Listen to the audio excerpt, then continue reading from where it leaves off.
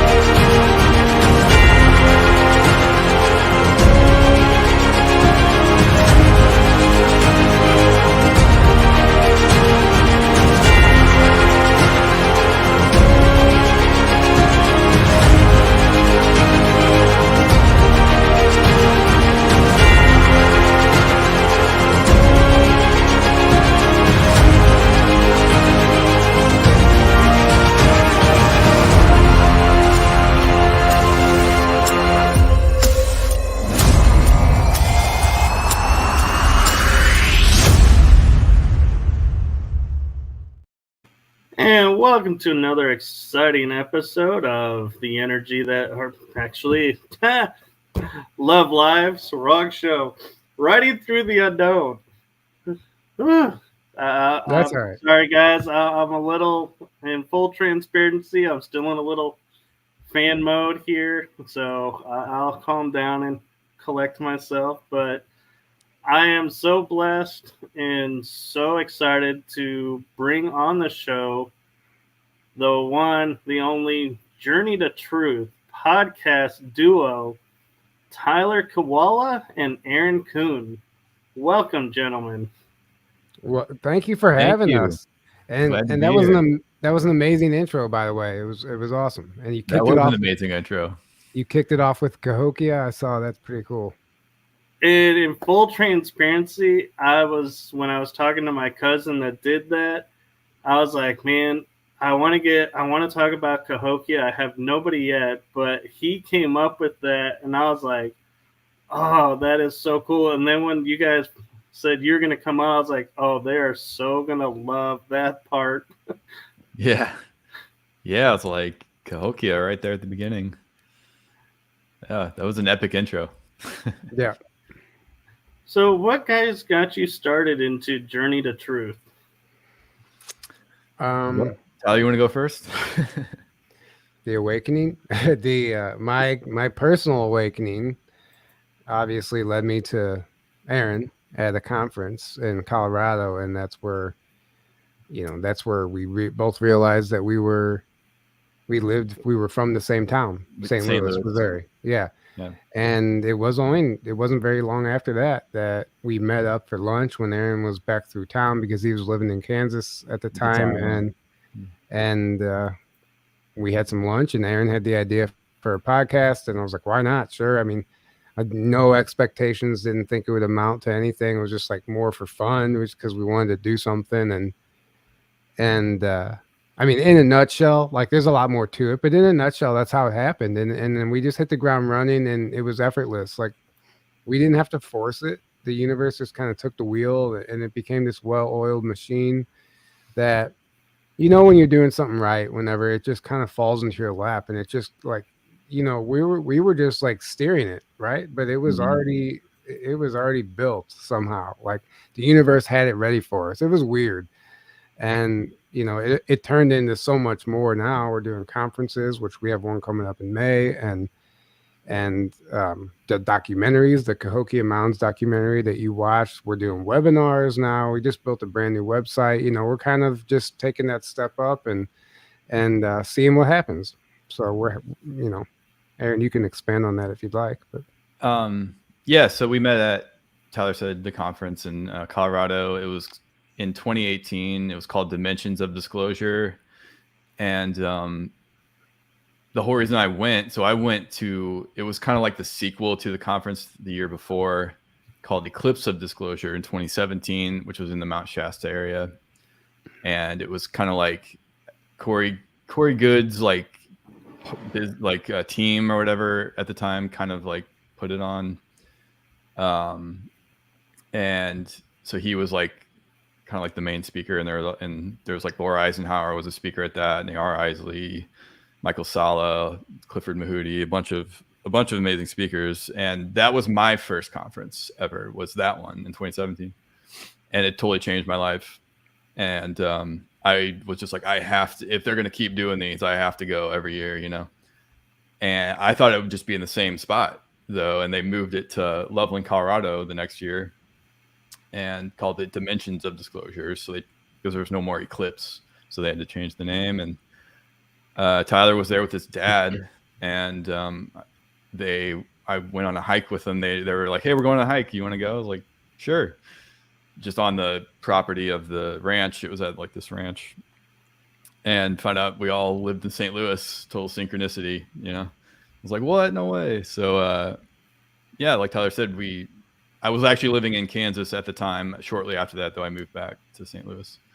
So yeah, we started the podcast when I just had the idea to do an audio. I just had like an audio podcast. That's what I had in my head.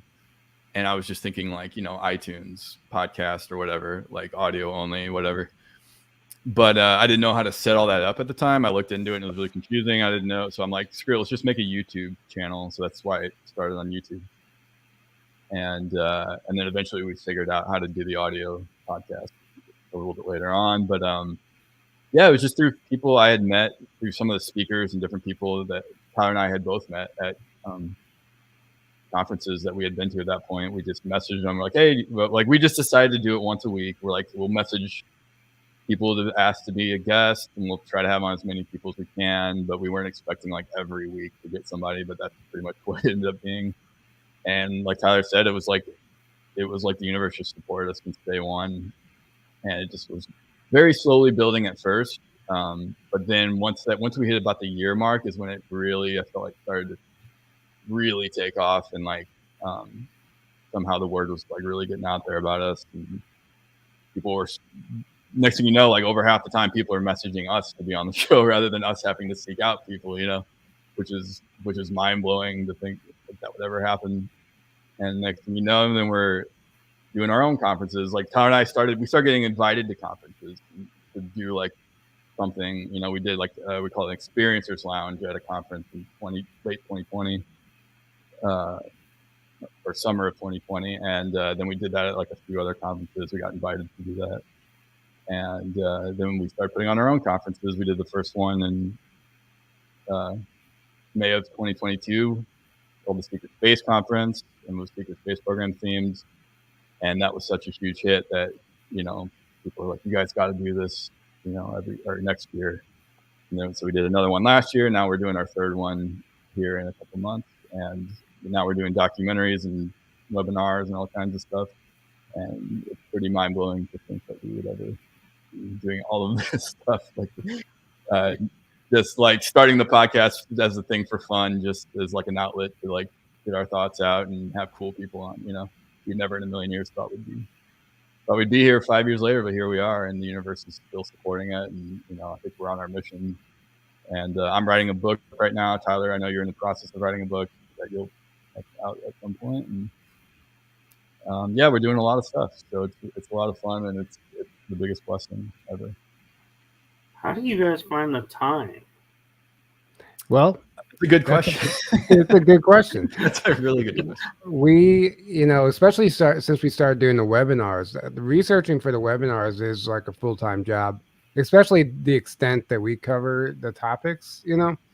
We do like the craziest deep dives, and we get, you know, we get in over our heads sometimes, but it's so much fun and people love it. And, you know, it's become kind of what the Patreon is surrounded by, or the you know what I'm trying to say. But yeah, time travel. I just saw a comment.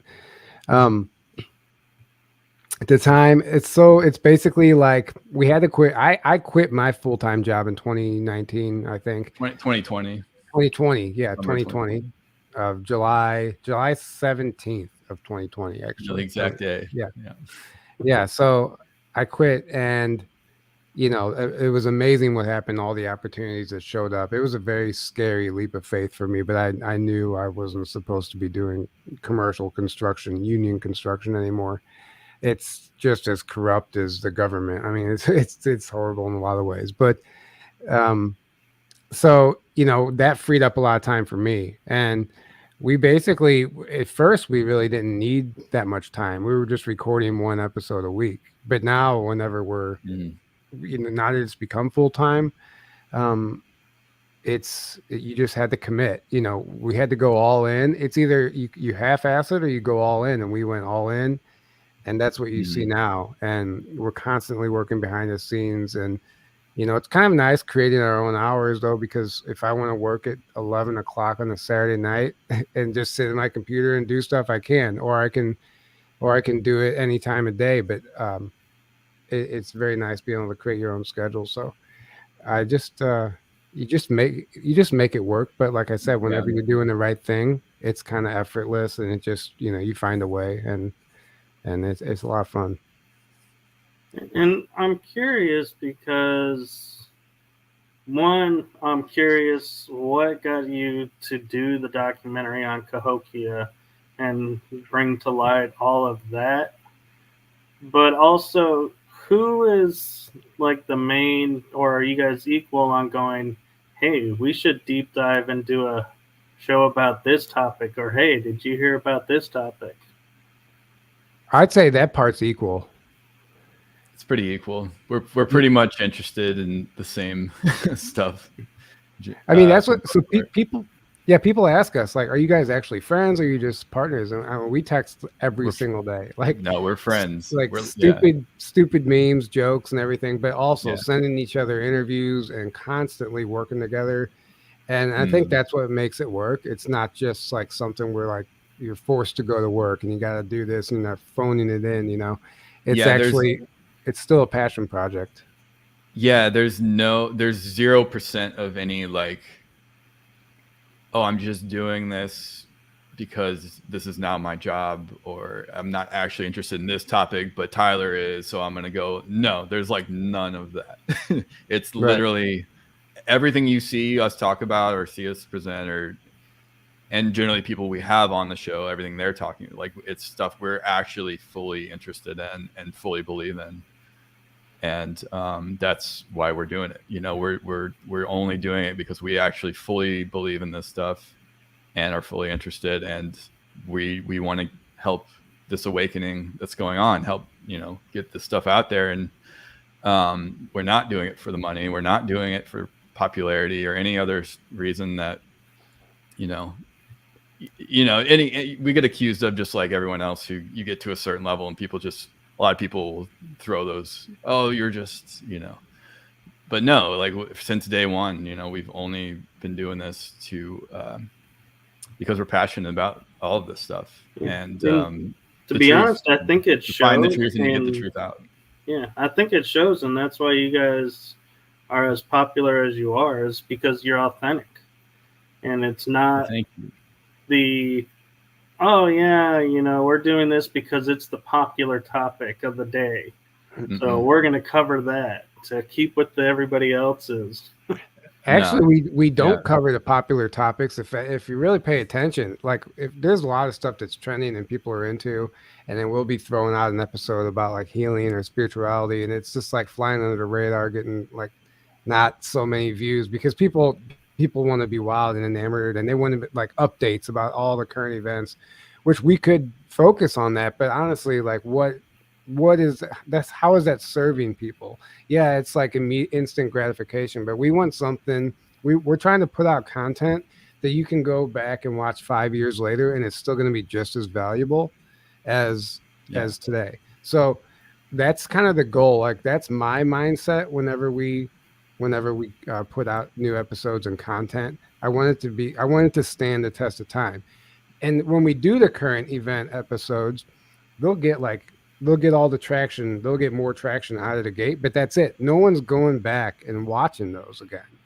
Why would you go back and watch the live when you're talking to the chat and everything? I want somebody to be able to tune in and the interview starts and they're getting the information and they don't have to sit through us engaging with the chat and all that stuff that can be very annoying when you're on the path just looking for information. So it's that's my goal. I want and I always use like Project Camelot at Carrie Cassidy like as a model, because when I go back and watch her interviews, you hit play, there's the intro, and then it starts. Like she's not talking to the audience and joking around, this and that. I'm like, it's just boom, boom, you're getting the information. So that's kind of what we try to do. And interviews and videos from that she's done from like 18 years ago, like 2006, 2007, are you find them for the first time today, and it's relevant to today and to right now, and you're like, holy crap, this is amazing. Whereas so much content, you can't say that about. It does get very dated, or it's like, okay, this is not really relevant anymore. Right. Yeah, it's funny you say that, because I was doing a Q&A with a friend the other day, and the big question that we were asking ourselves was, why do we do this? And my answer was just like you said. I want an episode to where someone can 6 months from now, a year from now, 2 years from now, the seeds planted today, but later go, wait a minute, I remember watching something about this. Now I'm really interested in this. Right. What was that? Go back and watch it. And I'm like, that to me is the goal. Not having everything up front is, like you're saying, the long term. And what's interesting is we kind of proved that to ourselves already with our own content, because when we're doing our webinars, we're referencing our own episodes from 4 and 5 years ago. And I'm watching them again. I'm like, God, this is like a gem. Like, we need to re-upload this episode again. But it's true. So it's amazing that I didn't even realize the magnitude of what we were putting out back then until like you go back and watch it now. I'm like, wow. And not every episode's the same, but in large, that's what we try to do. And we never did answer your question about the documentary. So why did we have the idea to make the Cahokia Mountains documentary? That was your idea more. I remember. And that was just something, because that site always intrigued me. And I don't know, I didn't even know why at the time that it was so significant. Like, we learned so much while we were researching and interviewing people and everything. But I just felt, I don't even know why, I just felt compelled to do it. It just sounded like a good idea. It was one of those ideas that just kind of came out of the ether, And we started filming it in, I think, late 2019. I started, that's when we started filming it. And then COVID hit. And then COVID hit and derailed it a little bit. Derailed it for sure, because not only like I was thinking, well, nobody's going to be interested in mounds right now. Like, the whole the election was all the rage of that year, and that's all anyone cared, seemed to want to talk about. And it just seemed like no one's going to care about this at that point in time. So, and COVID hit. So it kind of like derailed it for a few years. And then I didn't care either anymore. Like, I wasn't interested so much. I was interested we cared about the mounds. We cared about it, but not enough to like keep going. It wasn't as important to me. Yeah. Chugging along with it. Right. But that was a blessing in disguise, because so much information, so many new people. I mean, the documentary would not have been what you saw if we had put it out in 2020. Nowhere near. Yeah. So we're actually it was a blessing in disguise. That we didn't know until years later when we did continue, and we're like, oh my gosh, now we have all this more amazing stuff to put in, and it's going to be way better than ever. Well, we didn't even know, like originally we kind of just had the idea to make a short, 20-minute video, maybe like a short, like mini documentary, basically. Like, I think that's, if I remember correctly, what we had in our heads. And then it kind of just, we got so much material. We're like, okay, this is going to actually be way longer than this. We had our friend Jace. We flew him out from Sedona because he was getting like amazing drone footage, and it was cheaper for us to fly him to St. Louis and back to Sedona than it was to pay for drone footage online of the mounds, which is crazy. It's how cheaper by thousands of dollars. Yeah. Yeah. So we did that and got some amazing, beautiful drone footage. Some of the best drone footage that I've seen of the mounds, honestly. Yeah. And so, like, as we were interviewing people, we were learning so much, and then as we were doing our own research, we kept learning more and more, and we would, and then so we kind of picked up again in 2023, just last year, and we got Brad Olson, we got some other people, Margie K, John we got Ford. their info, and it really, we're like, wow, this is really turning into something special that we were just so proud of, and we were so excited to put out to the world. So thank you so much for and I feel like there's a lot that we could do that eventually do a part 2, a follow-up. I think there's a lot that that's still surfacing. I was just there like last week, and the museum, the visitor center is still closed down, under construction, but zero. When I say zero, I know what evidence of construction looks like and evidence of a job site looks like. Yeah. Zero evidence of any I didn't see rehab or anything to this day, but it's still closed for under construction. It's been closed for a while now too, right? I'm telling you, like, I have these, I look at it, I'm like, what are they doing? I'm like, are they like tying this into the underground tunnel network, and they're just doing, they have it closed so they can, work, do construction like that. Who knows? Is there a giant skeleton in there that they're working on? And I have no idea, but who knows, man? Yeah. It doesn't make sense for it to be closed the way that it's closed. I don't get it. So, yeah. Yeah, and it's interesting because when I was there, the 3 to 5 times that I was there as a teenager, it's like you walk it and you can feel like this is literally untouched. It's like you can feel the energy, like they're here, but they're not here. Yep. And I don't know of many other places that I've been to that have that same energy, but at the same time, I always felt like there was something more. And then it was like when I watched your documentary, and then I'm not sure if it was your documentary or another one that I watched shortly after, but they were saying like the mounds were pyramids. Yeah. And I was like, dude, that explains the energy, because the energy there is totally is so potent that when I go and I leave, I'm starving. I don't know what it does, but when I leave, I can't get food fast enough. Thank God there's this taco truck down the street that's amazing that I hit every time I go. But it's last time I went, I'm like, I'm not doing that again, because I don't know what happens energetically. I don't know what it does. It's using up my energy or something, but I leave early because my stomach's growling. Like, I need food. I get lightheaded. The energy is so like 5D, I guess you could say. So this time I ate a huge meal before I went, and I was able to stay a lot longer and be grounded in that energy and not have the effects. So I can attest there is something energetically going on on that site. Do you think it could be the pyramids? Like, could the pyramids have the capstone, and so they are working?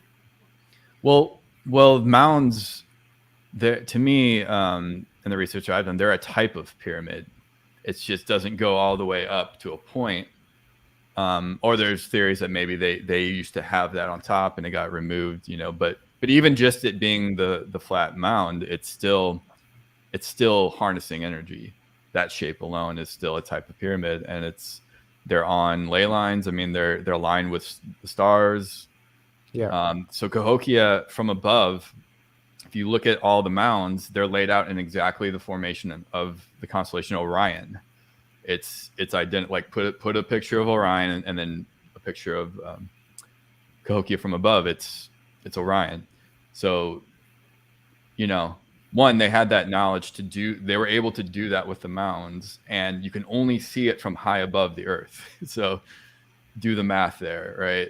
They're flying above the Earth. Like, they had advanced knowledge of the stars. There was an advanced civilization that built all that a long time ago, long time before we're told, we're talking back to Atlantis, Lemurian times. And the Birdman, so like the Birdman tablet that was found there, and there's a legend of that.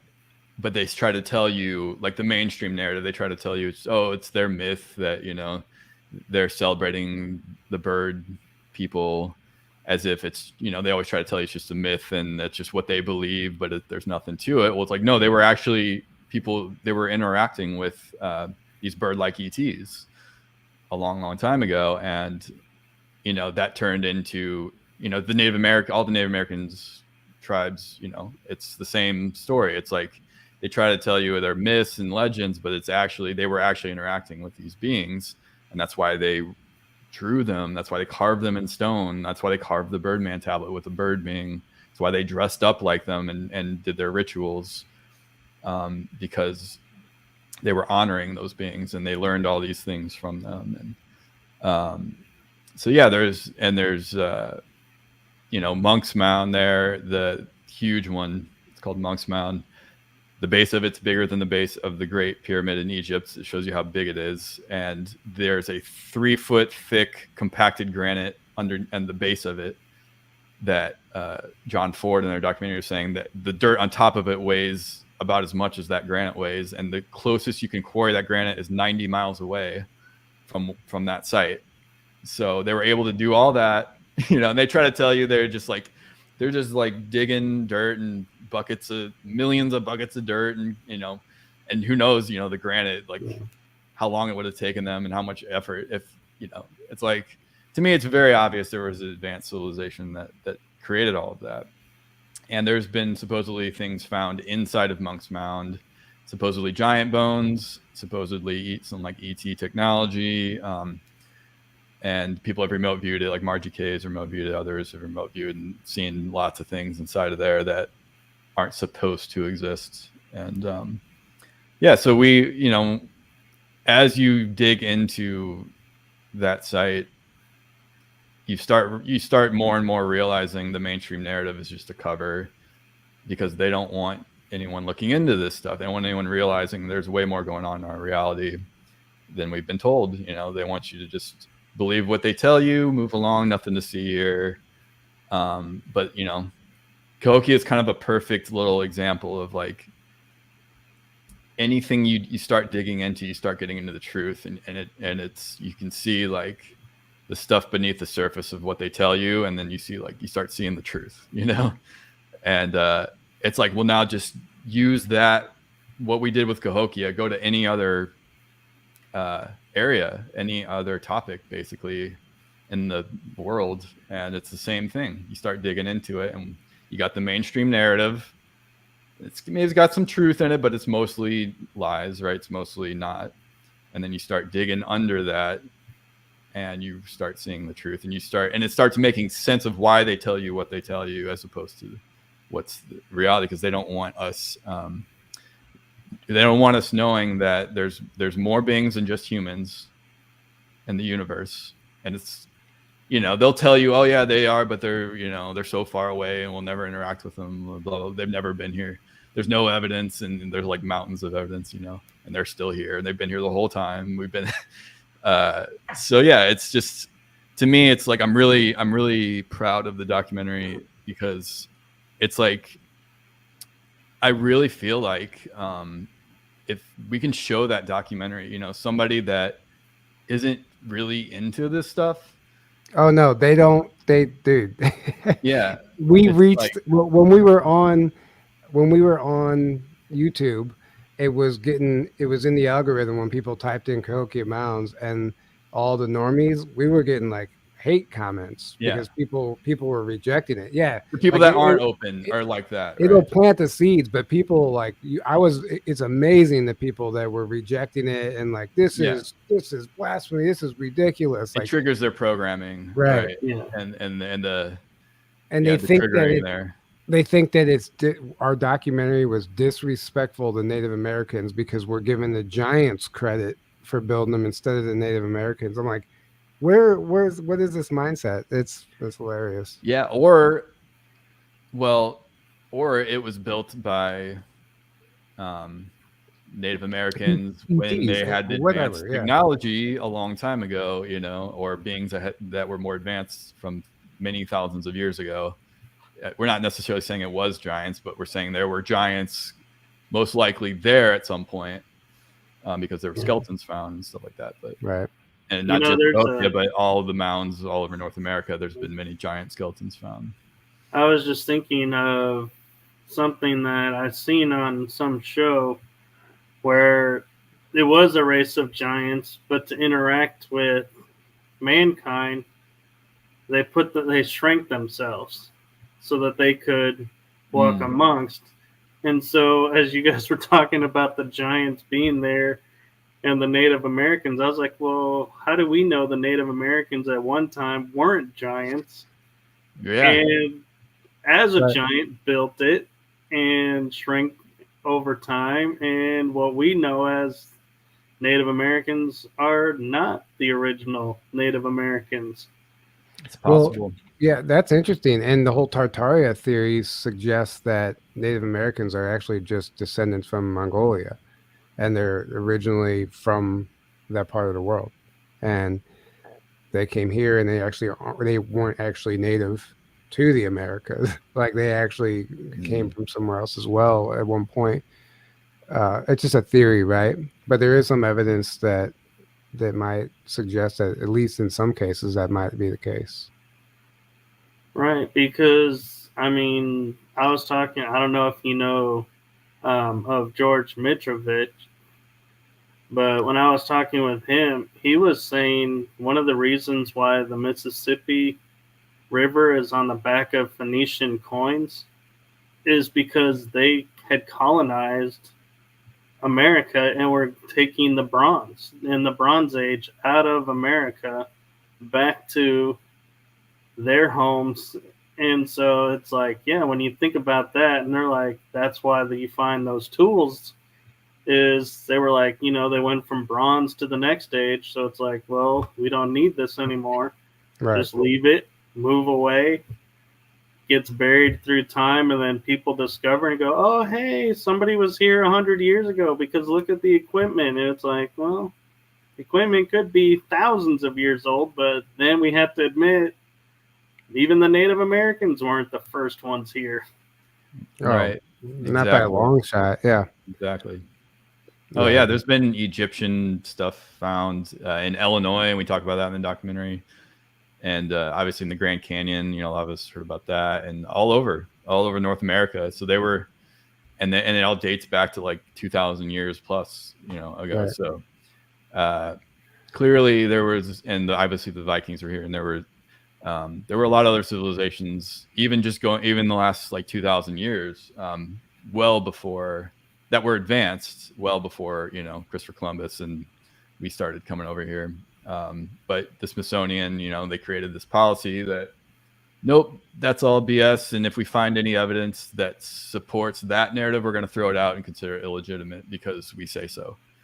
Well, not only throw it out, though, but they're going to put it in the basement of their building so nobody else can see it. They're hiding it. Exactly. They know it's the truth. They know the truth. They just don't want everyone else to know the truth because they got to keep that. Yeah. Keep that power structure intact and keep people ignorant. That's how that works. But it's all breaking down. Truth's coming out. They can't stop it. And the awakening is happening. The ascension is happening. And it amazes me. Yeah, it amazes me because when we sit here and we're thinking, you know, so a culture was here 2,000 years ago. That is super cool. Why is that such a threat to, you know, the history books and to the story? Because what difference does it make when we were first here? Because that thwarts the theory of evolution and leads us to believe that there could be something more instead of science, you know, and well, their version of science.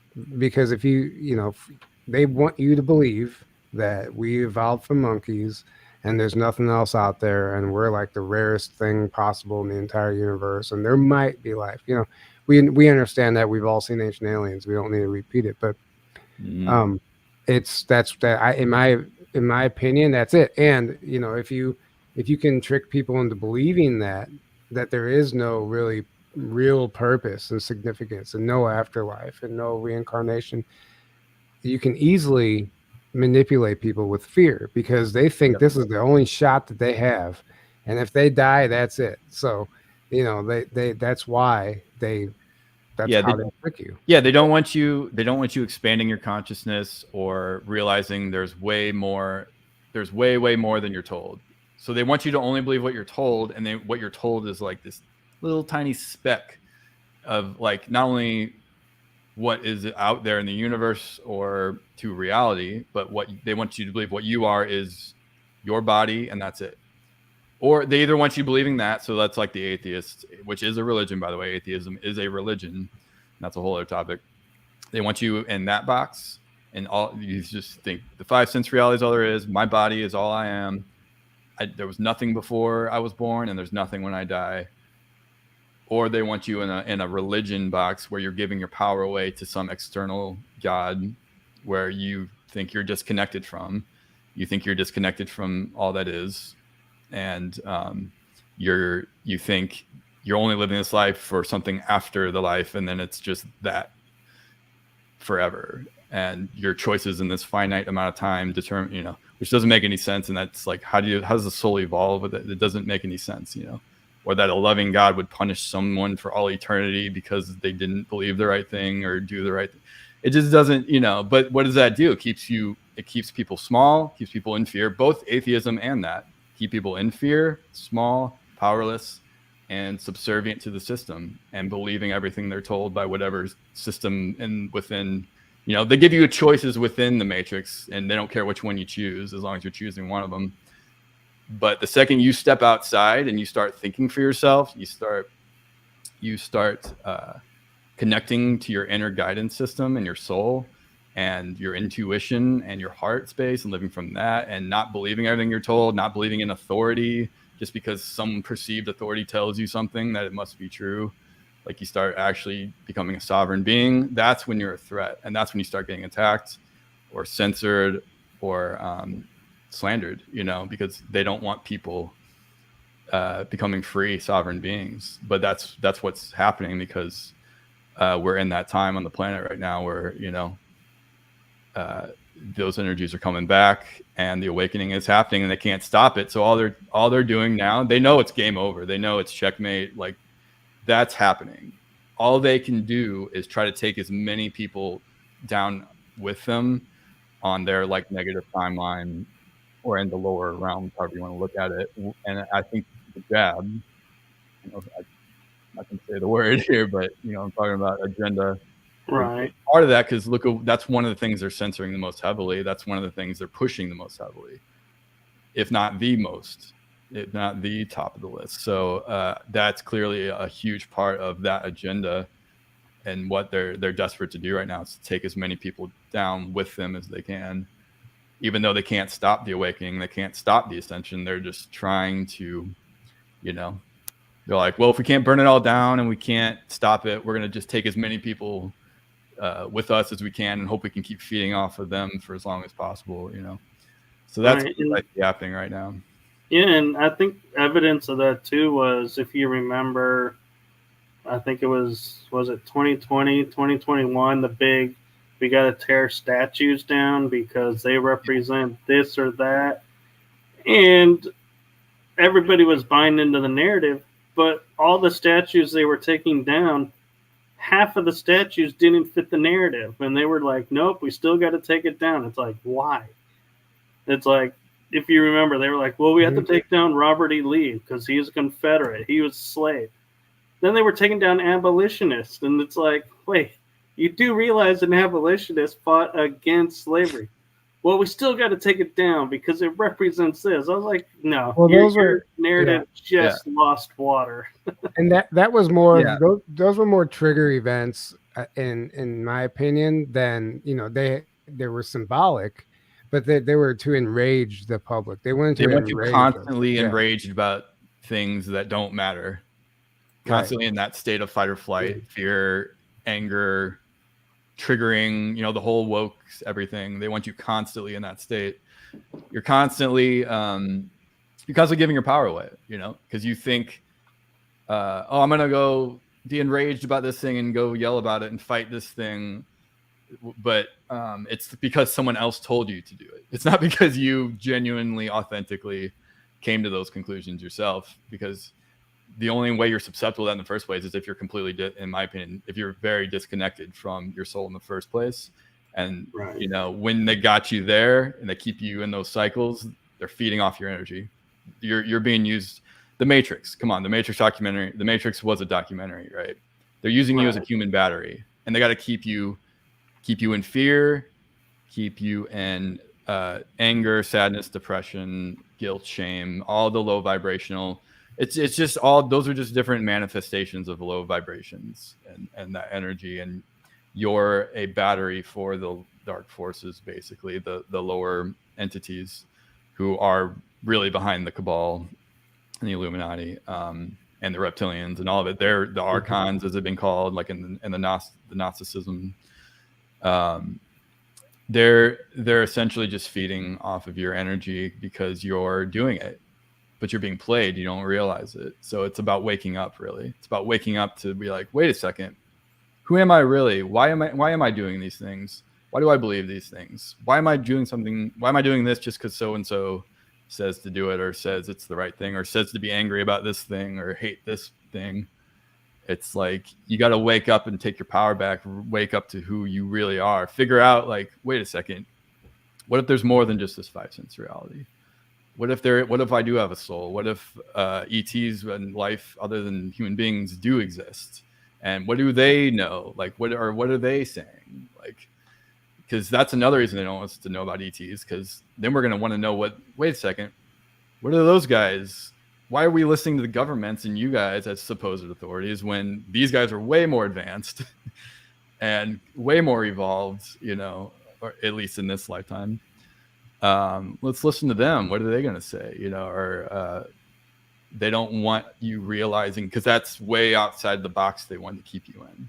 They want to keep you in this tiny little box so that you're giving your power away, because you don't realize that you're an eternal being that has immense power, because you're connected to source, to all that is. You basically are that, just experiencing itself as a soul or as a point of awareness.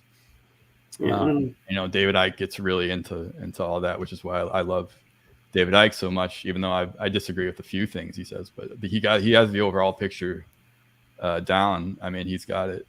So yeah, they don't want you realizing that, and they want to keep manipulating you and feeding off of you constantly. So, and like you know, in a way you were saying, like when we say, you know, awakened person, we're not talking about woke. We're meaning aware. No. Awakened as in aware.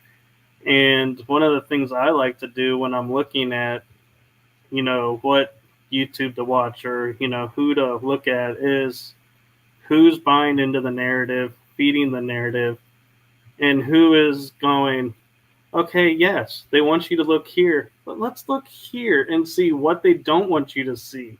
Right. And it's like, that's when I'm like, this is someone worth watching, because they're more awake than these people. So what are we being distracted from? Right. When you get to the place where when you hear something being pushed, whether it's on the media, by governments, by celebrity, whatever, your first thought, your first reaction is, what is the agenda behind this? What are they trying to get me to agree to? What reaction are they trying to get from me? What's the game here? Rather than you just react without those thoughts at all. That's what they want you. They want you in that constant state of reaction without thinking those thoughts at all. They don't want. That's basically you're in this kind of a sleep state, right?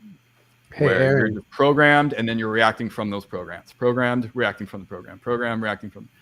The second you start looking at the programs, you start looking at what's behind this? Wait a second. Why do I get triggered when they say that? Right, like that, you know, where's that coming from? And you look at yourself and you realize, wait, I've been programmed to think these things, to have these emotional triggers and reactions. That's not coming from the real me. That's just a program. You guys, and a lot of times it goes back to your upbringing, or what your parents told you, or what school taught you, you know, back to the earliest, you know, when you were a kid. And that's part of the system as well. And a lot of times the parents don't even realize it because they were programmed by someone else and they're just repeating the program. It's not like they were intentionally doing it. They're just, they're victims as well. And it gets passed down until somebody wakes up or says the buck stops here and says, I'm going to start thinking for myself, becoming a sovereign being, and finding out what truth is and who I truly am, and living from that place, not from what someone else wants me to do or live by. Right. So that's what it's all about to me. You guys mind if I join the conversation? Yeah. No, it's just us. It's been like 25 minutes and I've been just sitting there. Nope, you're out. No, I'm sorry about that. No, do you guys have any questions, or what would you like to cover? I mean, we can talk about anything. Well, one of the more interesting ones that of your videos I came across recently was when you went into the underground cities. How did you find the entrance to that, and how did you get access? Because it looked like in the video, like you just went and were like, I'll just look like I belong. But are you talking about when I actually drove through and filmed it? Right. So, Buzzum Quarry is like 5, not even 10 minutes from my house, and there's allegedly an actual underground city there, like one of the elite underground cities, that the alternative 2 cities that we hear about. But my friend's dad, he's worked there his whole life. He's getting ready to retire there. He works at the quarry, and he told me about the underground section you could drive through. And I was like, you can just go. And he's like, yeah. He goes, they don't know. He goes, just act like you know what you're doing. Pull up to the gates. And he goes, if they stop you, just tell them you know me. So I was like, okay. So I just checked it out, and I'm pulled onto the property, and you're going down, and it's this big cave entrance, and you drive through it, and it's just totally surreal. And that one's not very big. You just drive in one side, and it's like basically a hollowed out mountain, and you drive through the other side. But it goes a number of different directions that you can't publicly access. So that's how I found out about that one. Then there's Rock City in Illinois across the river. They call it Rock City. It's actually the National Personal Archives, Data and Archives Records Center for the whole country. And all of our records are stored there in this underground facility. And it's like millions of acres, and it's like a massive underground network. And it's a cold food storage facility as well. But they have an entrance that you're not only the truck drivers and delivery drivers are supposed to go into. And I've never gone in because I was always like chickened out, and I was with a friend recently, and we just decided, well, what the hell, like, let's just trespass, whatever. Let's just drive in, act like we know what we're doing. So we did, and we drove in, and it was the craziest thing. We were the only people. It was a Saturday in the middle of the day, and we were the only people that we saw for miles driving around inside there. And it was weird. Some areas were very dark energy, like gross energy. Some areas just felt fine. And we eventually turned around because I couldn't tell you how far it actually went. And I don't know, you just kind of start freaking out a little bit. Like, I don't know how. I don't know, you just turn around. Something in you tells you to turn around. We shouldn't go any further. That's what happened. So I found that just by going on car rides. I like this, one of the things I like to do. I just like to go on drives and drive around and stuff. And I was on this road over in Illinois, and I always drove past the sign that said Rock City, but I never went up there. And I finally made the turn one day and discovered it. And it's a whole cave network, and it's an old salt mine, and I think there's natural caves and man-made. It's mine, but it wasn't until probably 2 years after I found out about it that I finally mustered up the courage to actually go in, just drive in, and that's how that happened. So it's pretty wild, though. And so I'm kind of curious, like you're driving around, do you like have in your mind an intention of, hey, I want to find this or that, or do you just get in the car, drive, and you get a feeling like, hey, I should turn right here. What's over here? Oh, I just do that. Yeah. Sometimes I'll know the area I want to explore, but other times I'm just, I'll see where it takes me, and that's how I discover a lot of stuff around town. And I'll hear things. People will tell me about stuff, and I'm like, "That's in St. Louis. I've lived here my whole life. I never knew about it." And I go check it out. But then you start looking around, and you're just like, "What's down this road?" It's just kind of just intuition, I guess, and just inquisitiveness. Yeah. So, have you ever been like exploring and hit a spot, and all of a sudden, out of nowhere, like government vehicles start showing up, and you're like, I better hightail it out of here? Not like that, not like the movies, but it did happen one time where there's this portal in Jefferson Barracks. It's an old military base that they turned into a park. It's actually reactive military base now, and they have boot camp there and all kinds of training again, which is interesting that they reactivated it and they're utilizing it again, like they're preparing for something. But I discovered what felt like an energy vortex, and I would meditate. I would go climb on top of this. It was like this little underground bunker thing. It was like a hobbit home, it looked like, and I would go meditate on top of it, not knowing anything back then, and I would feel the energy, and the energy was so powerful. I could hold my hands, and it would the vortex of the energy, it would actually move my hands without me moving them. Like I could, it was like, woo, woo, woo. And I was like, wow, this is crazy. Well, one day I came back, and the gate that had been locked forever was open. So I felt like I'm going to go explore this and see what's in this. And I go to walk in, and it's like a dungeon cellar type of thing. It's super dark and cold. And I walk in there, and I see like this. It looked like the whole room was like wavy and ripply, almost like a portal or something. And when I walked in there, I saw a shadow being walk past me, like right out of this room, like it just passed me. And I'm like, what the heck? And then I walk into the room, and the ripple goes away. And then I back up, and I could see it again. There's like a sweet spot in there. And I'm like, this is some sort of portal. And I found out by talking about it at our conference that somebody knew about it. And she's like, oh, you're talking about the portal in Jefferson Barracks. I'm like, you know about it? Like, I thought this was something. And she's like, yeah, it's the old Native American prison cell. So they were actually locking up Native Americans in this cell. And that's where I was. I was trying to figure out what it was. I'm like, what no wonder there's a portal there. Yeah. Right. And I'm like, what could they have used this for? So anyway, the time that I had the shadow person leave me, I immediately ran. I was walking the trail, and like somebody who looked like a Fed, like an earpiece and everything. I walked past. He like passed me up, but it was super suspicious, weird energy. Like it's just one of those people that stands out, but we don't think twice about it. And by the time I got back to the other side of the trail, like there was a whole number of things that happened. But when I got back to my car was still locked, but it had been gone through, and my seat was like all the way back and all the way reclined. It almost like they were wanting me to know that they just wanted me to know that they were watching me, but they didn't take anything or do anything. And it was that night that I had the Black Triangle TR-3B Viper craft fly over my house.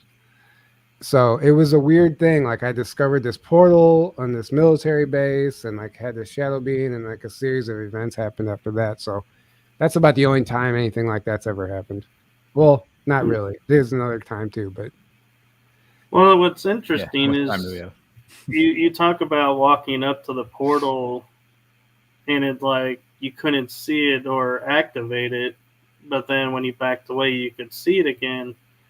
And one of the things that I've always been told about portals is certain energies needed to activate or use the portal.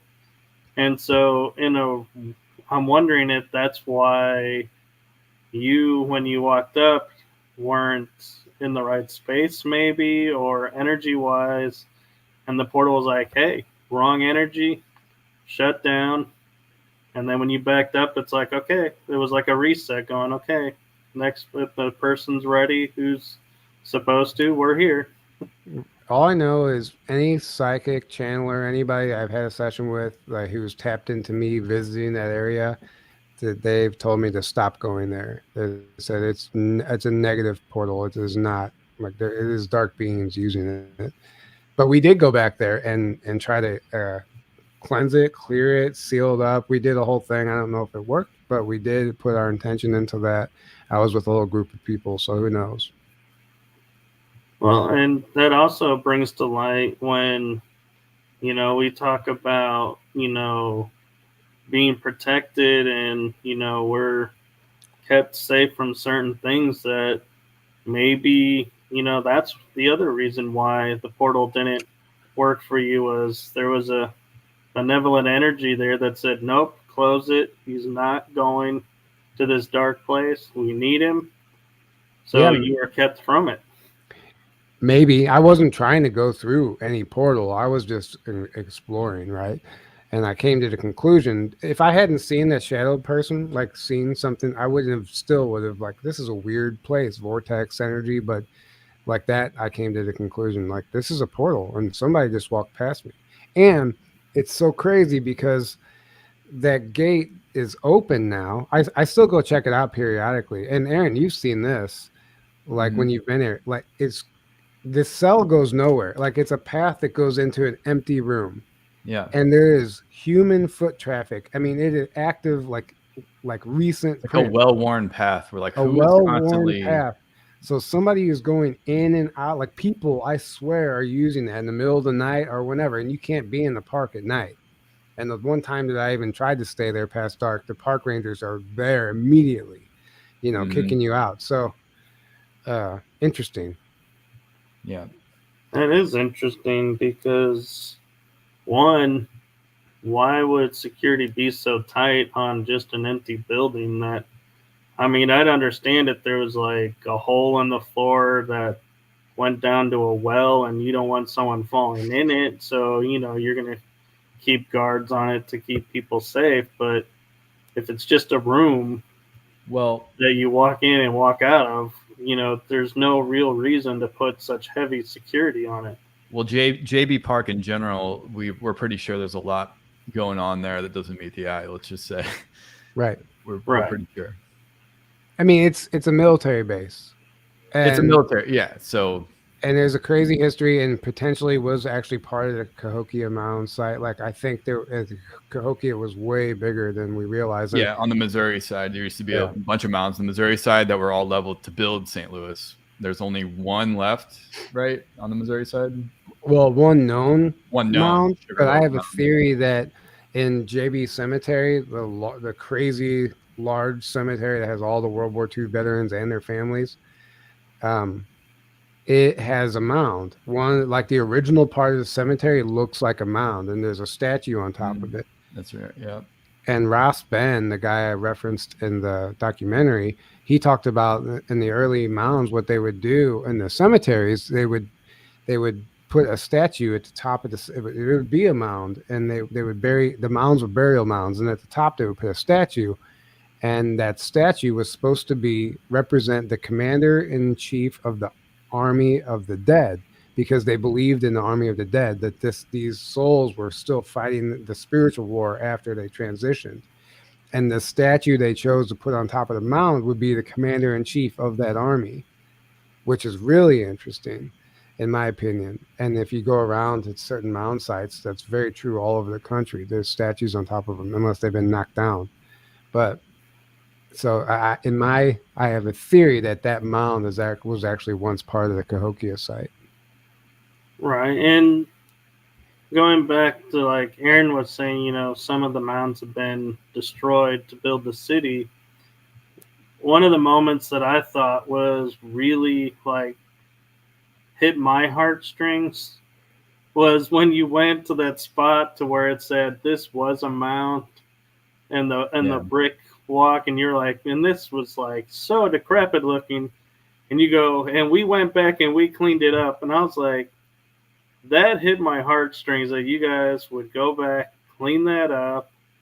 That was all my dad's idea, by the way. Give him credit. My father, it was his idea to go back, and we tried to recruit a bunch of people to come help us, and it was really weird how I wasn't in St. Louis at the time, otherwise I would have been there too. It was Tyler. Right, yeah, Aaron, yeah, he wasn't here, but we message in a small group my dad runs, and we had a handful of people saying, yeah, let's do it. Let's all go this day. And like last minute, everybody had some emergency come up, and nobody could come except for my dad and I. And we're like, we're still going, and we went. So, and I just thought that was just a beautiful way to respect the land and to tie up your video was, to say, it was like you're saying, all of you who participated here, lived here, even though they've tried to destroy you,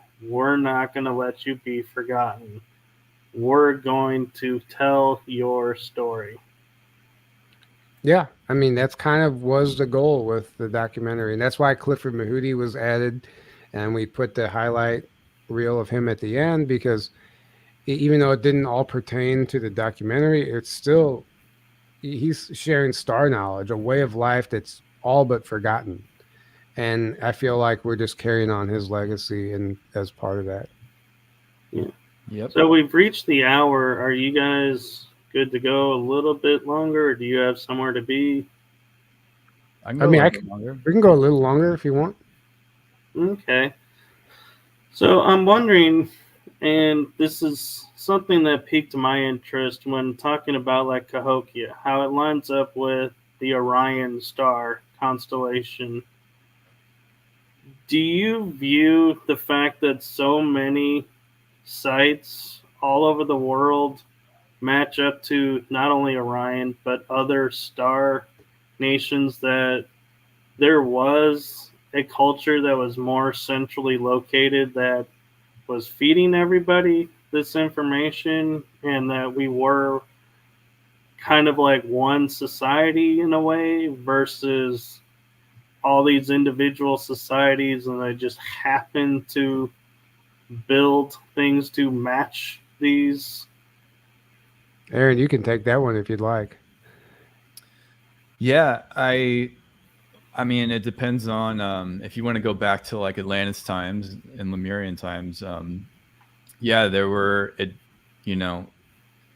was like you had societies all over the planet, but they're all advanced and they're all able to travel the whole planet.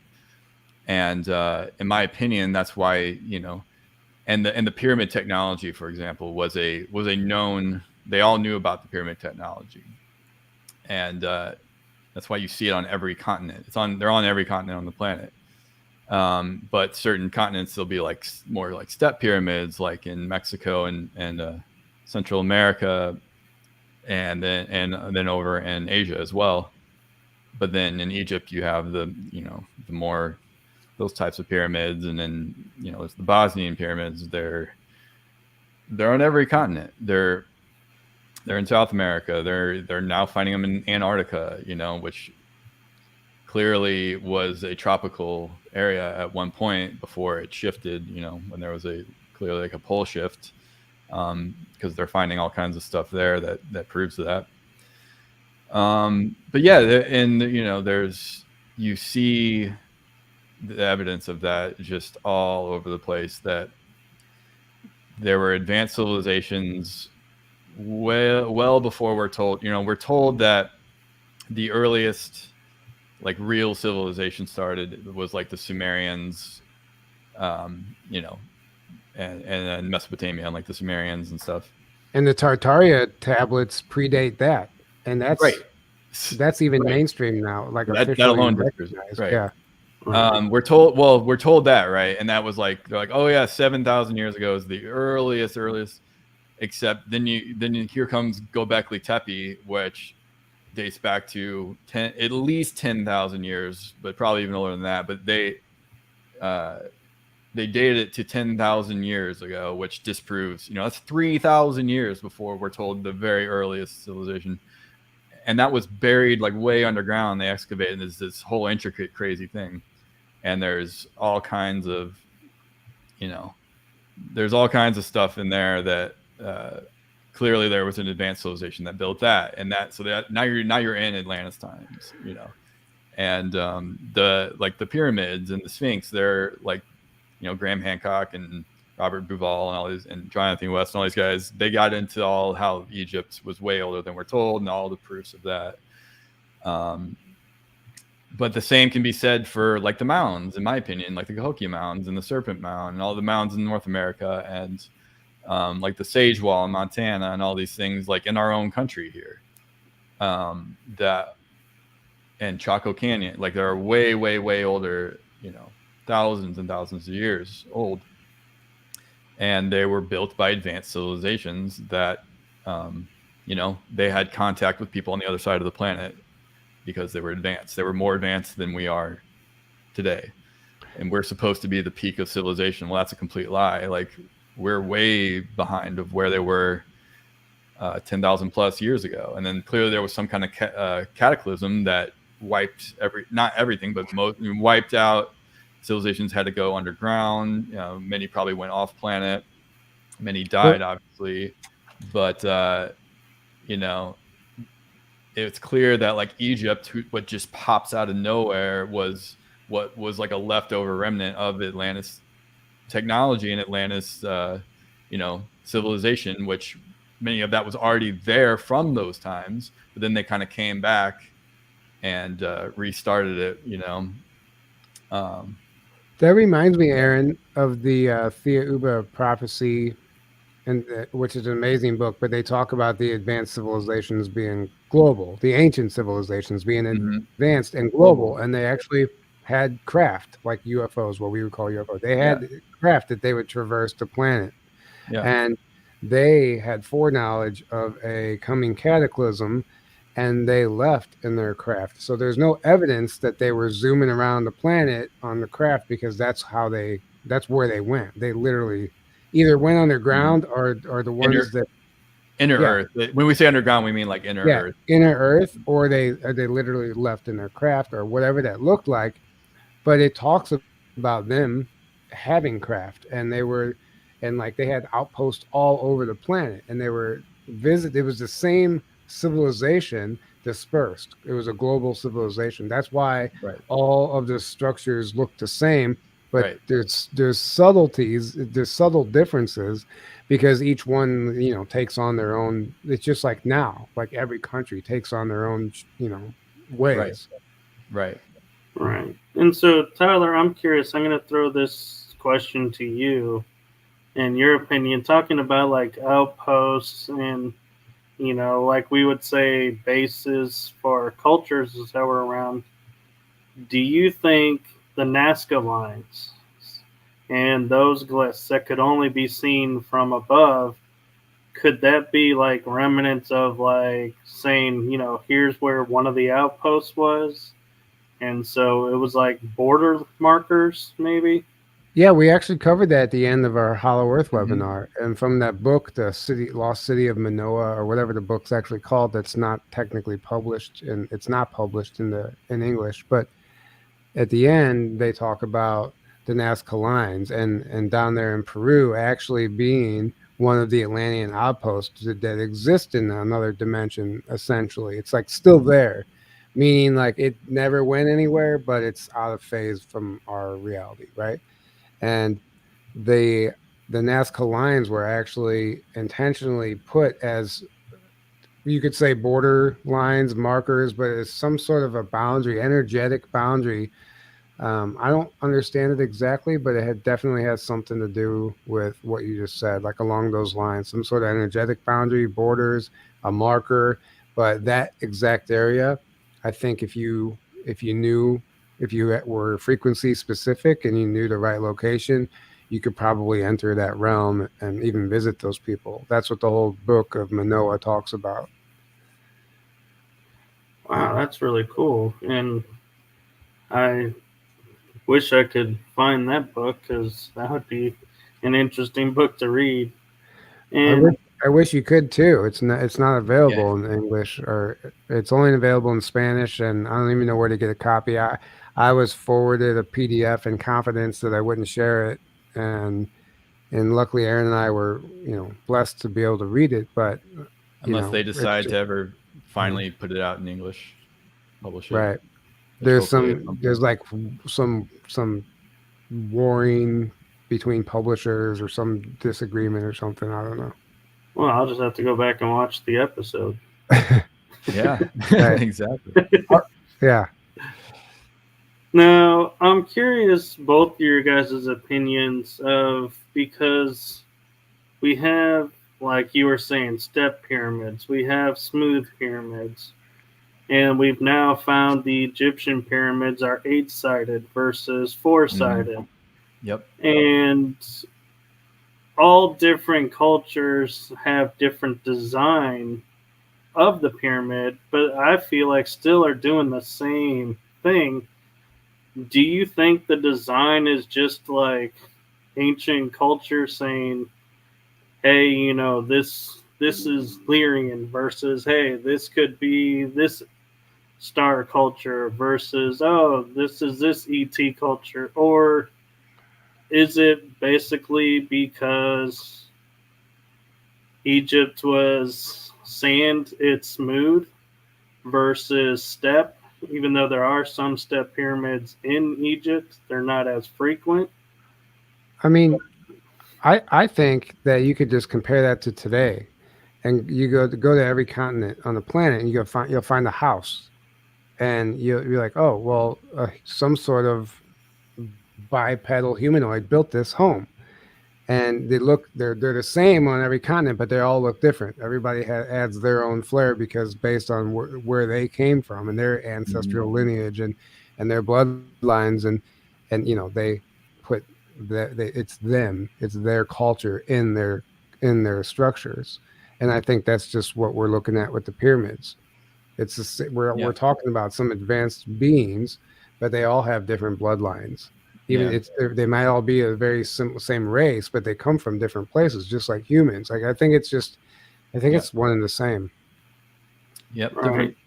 different star beings, different star races, and that's who seeded Lemurian Atlantis in the first place. Whereas supposedly, you got like Lyrians and Palladians that seeded here. We like humans didn't just evolve here from nothing. Like that's not. Again, that's the lie they want you to believe. But no, like we were seeded here from elsewhere. So we are ETs ourselves. That's the thing. We don't like, you're looking at an ET in the mirror, you want to find one. It's just that we've for the most part lost all this knowledge, and now we're starting to regain it again. And but yeah, that's exactly why. It's just different races with different cultures build things differently. And one of the questions I have for you guys, and I'm not sure if it can be answered or not, but like when you go to Tulum and a lot of the pyramids in Mexico, they're like, yeah, this is the pyramid of the sun. This is the pyramid of sacrifice. This is the pyramid of...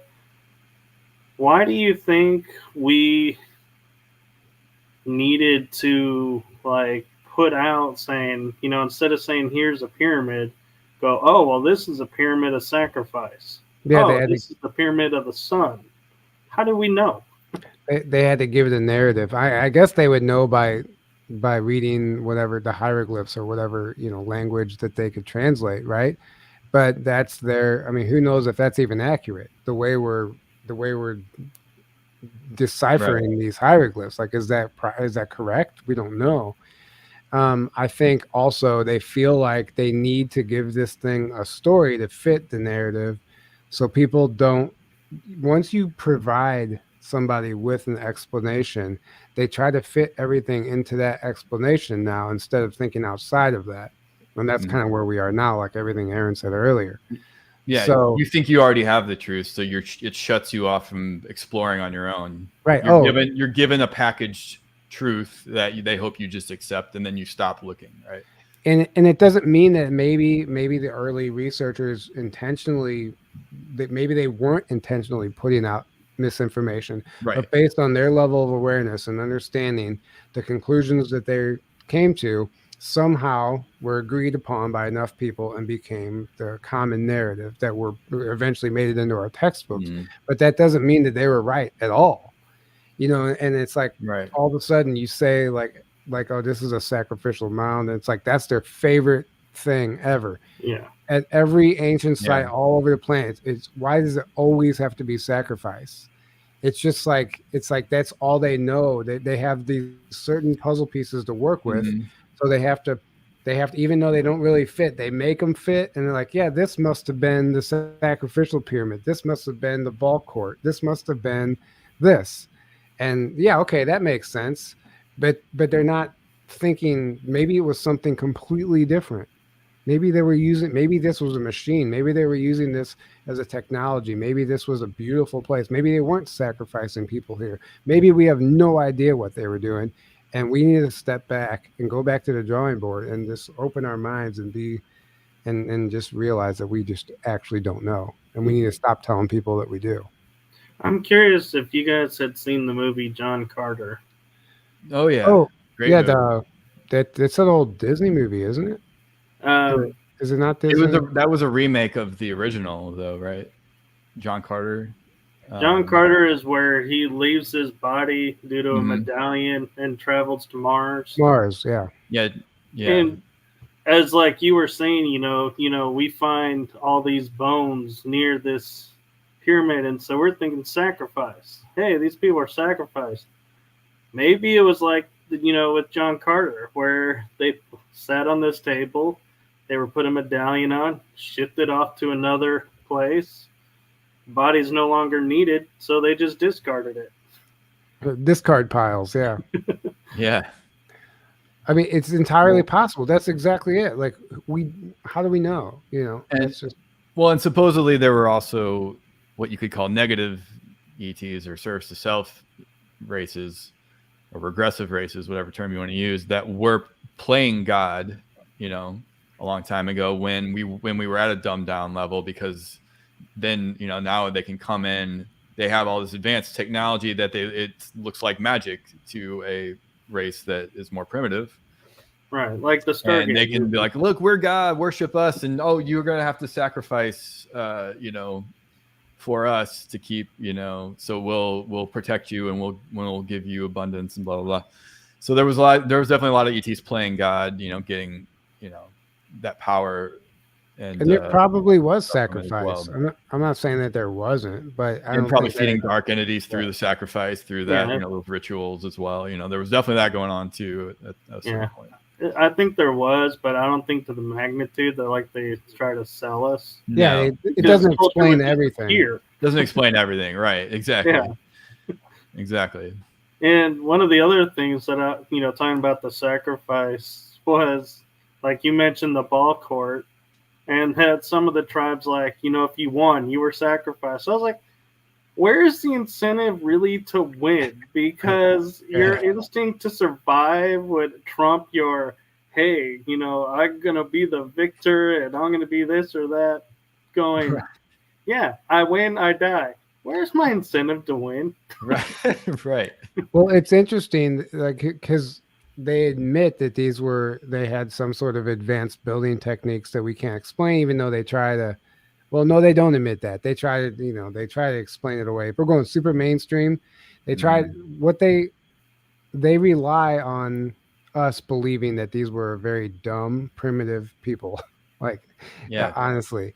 And that's why something like that would make sense, because we're supposed to believe that they were primitive and they were sacrificing people and they were building all this stuff by, you know, slave labor, not considering that it's a highly advanced civilization that we're doing things. Free energy is that what they were using. You know, they weren't using gas, coal, and oil and all that, even the electricity that we're using now. Like, they're using way more advanced free energy and 0-point energy stuff that was tapping into the energy that's all around us to the field and using scalar and all that. Like, And they don't want us realizing that that stuff exists and has already existed on the planet for thousands of years. And we're now in a dumbed down state. They want us thinking the opposite. Like, oh no, they were just super primitive and we're the pinnacle of civilization. And then they want us moving into their transhumanist AI negative future, that they stay in power and blah, blah, blah. Because the only way they can do that is if we keep going on their trajectory. If we don't wake up and realize, like, wait a second, we were way more advanced thousands of years ago. Like, history is nothing like we're told, and we need to get back to that technology, and we need to connect with the beings that are already here, or that already we can connect with, that have that technology or have that, but they're waiting for us to wake up to a certain level that right, they can do that safely, and that we can stop giving our power away to these psychopaths that we've been tricked into doing that for thousands of years, but they can't do it overnight. So it's a process, and that's what it's taken a bit, but it's happening, And another thing too with the ETs is, the benevolent ones is, I was talking on another episode and saying, through predictive programming, we've been programmed to, if a ship was to land in your backyard, your first reaction is to get your gun, get yourself bullets, shoot first, ask questions later. Right. Either attack it or run away. Yeah. And so right, when people say, the ET should be coming down to help us, it's like, they really can't, because we've been programmed to kill them. They're not stupid. They're not going to come down and go, oh, I'm glad you missed. Now let me tell you why I'm really here. Right. Well, they're not going to show up if it's going to be detrimental to us in any way. Like, if it's going to have a negative effect on the evolution of humanity, it's not going to. What's the benefit? Why would they do that? Right. So they're contacting people individually, and they can't do it for us, but they can assist us and help us realize that this is actually happening, and they are here to help, and it's not what we've been told. And yeah, but the whole fear thing, we shared a video recently. This mother went to like a parent-teacher conference, and they were implementing protocols for what your child should do during an alien invasion. Like, yeah, and I'm sure, and that's that right there. If you actually step back and look at it, they're telling you that there's no other possibility. There is no possibility that they're here to come in peace. They're only coming to invade. That's the only thing that they could be doing. So that's what they're and it's funny, Tyler, that you used the phrase "come in peace," because I said on an episode we were talking about it, going, it used to mean we're benevolent, we're here to help. Now we've been programmed to, when they say we come in peace, okay, they're invading. Get your guns, get your pitchforks, get whatever you can. We got to fight these people. I mean, they're already here.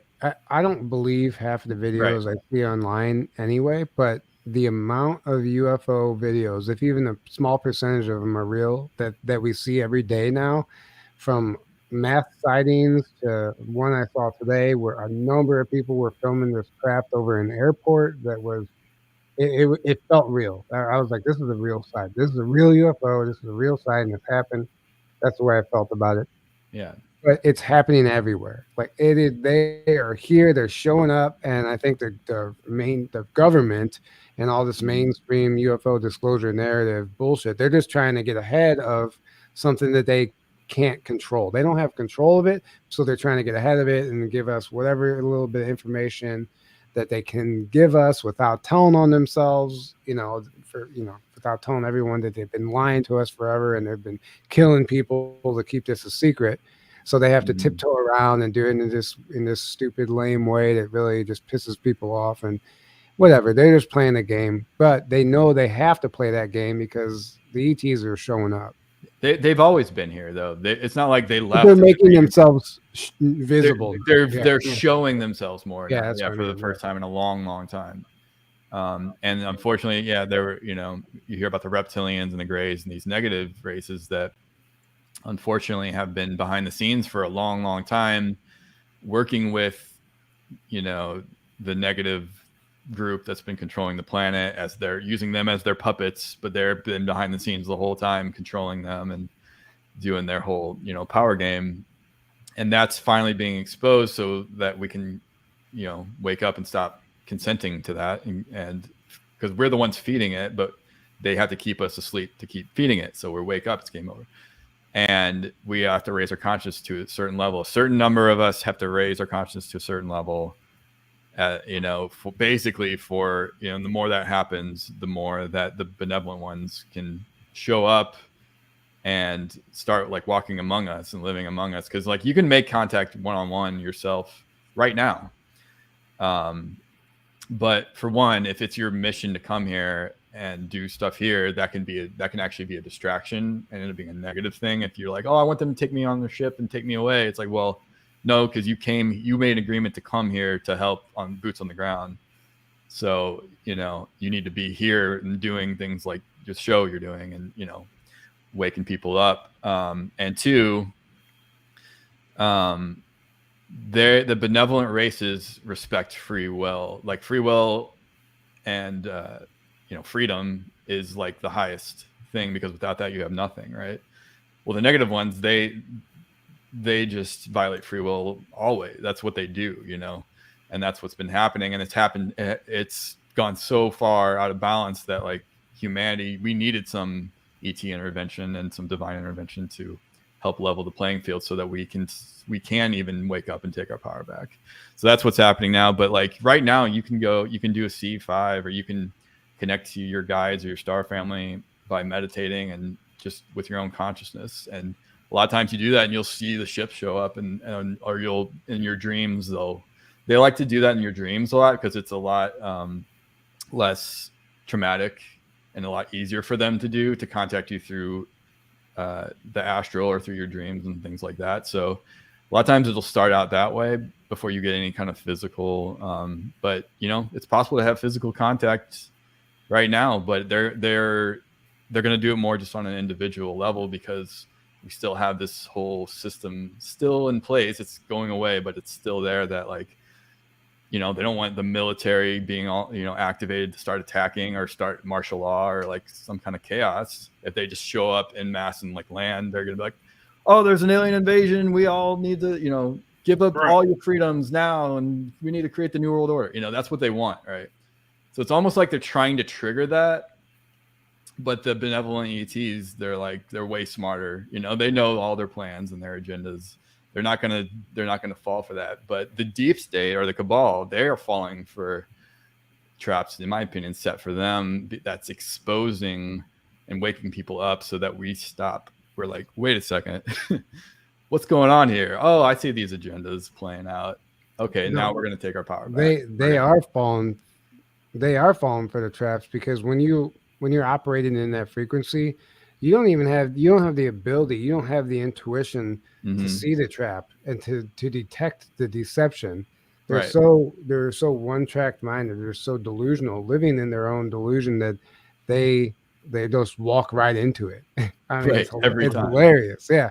Right. And they're like, we've been doing this for years. They don't know about it. There's no way they can trap us because we're smarter than they are. And it's like, yeah, their ego is. Yeah. Well, they've had so little resistance for so long that now that like there's an awakening happening, now that the benevolent races are stepping in and like there's all this happening that they've never had to deal with for thousands of years at least. They don't know what to do, so they're just flailing.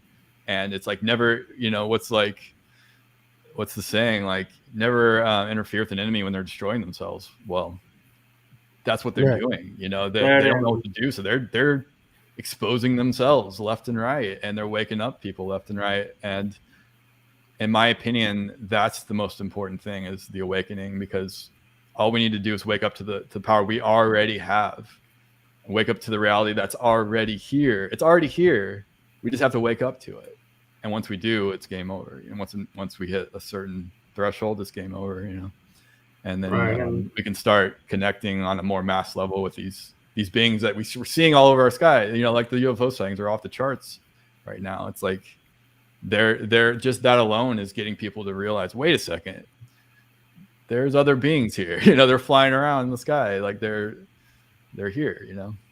And I think another reason why the benevolents aren't just coming in too is, like we're saying, you know, the cabal and the deep state and all of them are in essence almost being cornered. And what's the one thing we know? Never underestimate a caged or cornered animal. And so if these people who have been running free are now cornered, we don't know what they're capable of. And so I think that's another reason why the benevolents are staying in the background somewhat more, is because if they are going to do a massive, say, attack, then if they're all on the front and the attack is coming from behind, they can't help. Whereas if they're in the back, they can foresee what's coming and going, hey, wait a minute, now is the point. They're totally caged. They're cornered. Here's their grandiose. Now we're going to put an end to it, and we'll be done. Well, you got to understand, their control system doesn't stop on this planet. It goes out into the galaxy, right? So I'm sure they had to like close off portals and stargates, so they couldn't just like, oh, we take them out here, and then just backup comes and replaces them or something. You know, it's like they had to deal with all this other stuff first, and then they're like, all right, now we can start. Now we got to contain to this planet, and now we can clean up. You know, here I'm sure it's a process. It's not going to happen in 2 seconds. You know. I do think that you have a point though. Like, you never underestimate somebody who's backed into a corner, right? And I think that there's no telling what they're going to try in the coming years, days, months, whatever. And you know, false flags. We know they're coming, and we know there's going to be casualties, and there's things aren't going to be all benevolent like we want. Not yet. Like, that's very clear right now. There's a period, and we have to make it through these times. But there is a light at the end of the tunnel, and that's the reason why we have these conversations, to help people understand that no, they actually don't have control. This isn't the end of the world. It's the end of their world. But and this is what it looks like. And at the end of every civilization all throughout history, at least documented history, there's always war. There's always war, and the machine consumes itself. And, there's always a cataclysm, a catalyst, for change. And then there's some sort of a reset. And I think that we're on the precipice of that right now. And except this time, I think that reset is something that is going to benefit us. Yeah, there's always hope. Yeah, absolutely. So we've actually gone to an hour and a half. So awesome. Thank you guys for coming on. It's been a true joy and pleasure. Yeah. This has been great. Thank you so much. Amazing. It's been a blast, man. Thank you so much. Yeah. Yes, and I'm curious. On my other shows, I like to ask a question of, and I'm curious how both of you will answer, is what is one golden nugget that you would love to leave with people, that whether they're watching this now or, as we were saying, months, weeks, years down the road, what is one golden nugget that you would love for them to hear? The earth isn't flat. Yep. I agree. That's it. This is real. Yeah. Yeah. I mean, honestly, but what I always say is, don't get caught up in all the distractions, and don't forget to have fun and find some joy in life, and do what you love to do, and just remember to enjoy yourself and be happy, and don't take things so seriously. Yeah, realize that death is an illusion, which means that you're so much bigger than your body and your one experience here in this one lifetime. Like, your soul is eternal, and it can't be destroyed, and it's had who knows how many lifetimes before this, and it'll continue in other dimensions, and things you can't even fathom from this point in a 3D reality. That this is just that that's the real you, and you're just having this experience right now for your soul's expansion. Ultimately, that's what this is all about, and for the expansion of Source itself. And it's essentially akin to like a play, you could think of, or a video game, or however you want to look at it, or a movie or whatever. But it's like one that you get to be actively a part of, rather than just watching. You know, you're an active participant in creation itself. And death is an illusion. There's nothing. Fear is an illusion. Therefore, there's nothing to fear, because what is there to fear if you are an infinite, eternal being? You know, like. So there is nothing to fear. You know, anything that's perceived negative, there's always a purpose to that, and there's always something, lessons and things that you can gain from that. So everything's a blessing in disguise, even when it doesn't appear to be.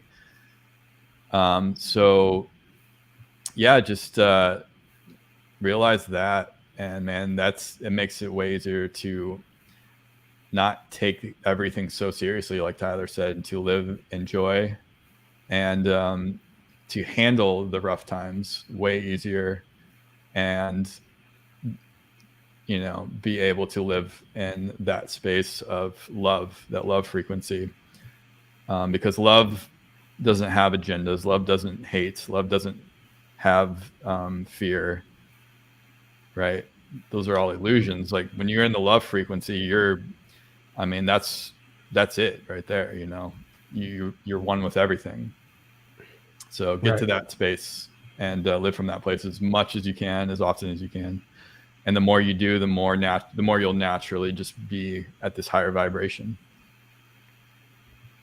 Awesome. And so I want to give you guys a moment to plug your upcoming conference, because you had mentioned it in the beginning, but yeah, I think it's important to share out. So so this is our third annual conference in Grafton, Illinois, May 13th through the 16th. We're really excited. We're calling it Rebels of Disclosure, and we have a great lineup this year, including many people that I'm sure you guys all know: Tony Redriggs, Jackie Kenner, Sherry Divban, Jerry Wills, Margie K, a whole number of people. It's a great lineup. Niara Isley this year. We're really excited about that. But if you're interested in joining us, there's still tickets available, but I would grab one because they are going. So Rebels, grab it soon. They're not going to last forever. rebelsofdisclosure.com. It has all the information that you want. And if you can't make it in person, you can grab a live stream pass and you can join us virtually.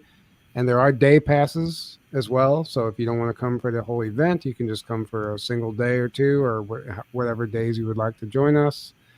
And, you know, if it doesn't sell out, and you can come and buy a ticket at the door, especially for a day pass, that would work out better than a 4 pass, obviously. But if it doesn't sell out, because anyway, yeah. So either way, we're really excited, and we encourage everyone to come. It's a beautiful venue. It's right on the river. You can just sit there and, you know, drink your tea or coffee, where there's drinks available all day long, and you know, you can just hang out and chat with people, and there's bonfires at night, and it's just such a beautiful venue. It doesn't even matter if there's presenters. Honestly, you just come and hang out. You don't even have to come and sit down for the presentations. It's just about, it's like a vacation. You would want to spend 4 days here, even if there wasn't any event. Right. It's a beautiful place. So a question I'm sure people are going to be asking, and I'll give you guys a chance to voice here. When you say virtual pass, is that a virtual, you'll get to see all the speakers, and above that is, do you get recordings after this show of those speakers? Yeah. So first of all, every 4-day pass, if you buy a 4-day pass and come, it comes with a live stream pass. So if you can't make it to one of the presentations, you'll have the link and you can watch it on your phone, and you'll get a 6-month recording after it. The replay is available for 6 months. 6 months after. Yeah. So if you get the virtual pass, you don't have to watch it live. You can just catch the replay and you have 6 months to watch it before the link expires, and then we'll eventually upload them next year sometime on our channel. After that, on our platform anyway, later on. Right. Yeah. Okay. And I know in the beginning you said that you guys are Rumble based. Is that the best place to find you? Yes.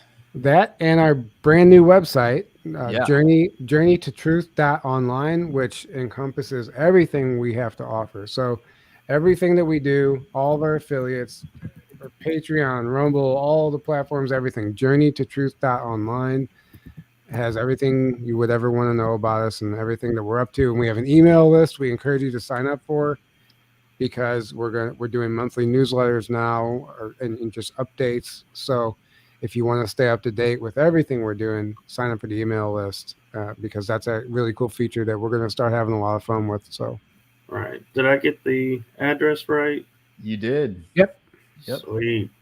Because I wasn't sure if that was on the list of links that I found for you, so I wanted to make sure I got that out there for you. Yeah, thank you. Yep, it's a new website, so it's just we finally have a updated website with everything just right there that's updated, because the website for a long time was just frozen in time, like 4 years ago. It served its purpose early on, but we hired somebody to do it, and we didn't have access to update it ourselves without going through him, and it was very difficult. So we have full control over this one now. It's a lot better now. Well, that's good. I'm glad to hear that, and I'm glad things are looking up for you guys, and you have all this. I still don't know how you do it, but thank you for doing it. Thank you for sharing your journey to truth. I love the name of that podcast. Thank you. Yeah, well, thank you so much. This has been a lot of fun. Thank you so much, man. Yeah, so we're gonna sign out because I'm sure everyone's got things to go to do and everything. So we're gonna say good night, good day, good afternoon, good morning, wherever you are in the world. Make it a great one. And I am going to take a key from these two, and I'm actually going to leave you guys before I go to the outro with the nugget that I got from the movie Dune. If you remember that sci-fi movie, fear is the mind killer. Yes. Remember that. That line is one of the only lines of that movie that resonate and I can recall on hand. So remember, fear is the mind killer. Yeah, beautiful. Yeah. So, all right, everyone, have a great one, and we'll see you on our next episode. Good night, everybody. Good night.